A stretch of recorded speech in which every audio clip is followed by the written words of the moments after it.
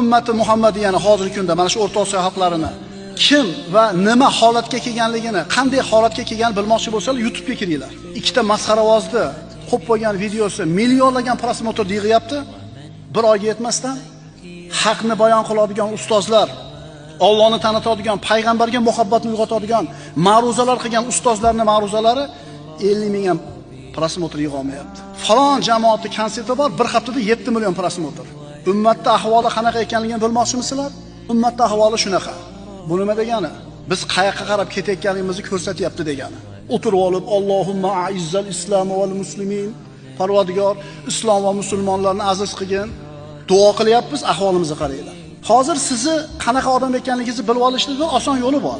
Telefonda olasiz, TikTokmidi, Shortsmidi, YouTube ochasiz, istoriya prosmotringizni ochamiz, kimligingiz tayinda, nimalarga qiziqib, nimalar ko'rayotganligingizni telefoningizda aytib turibdi.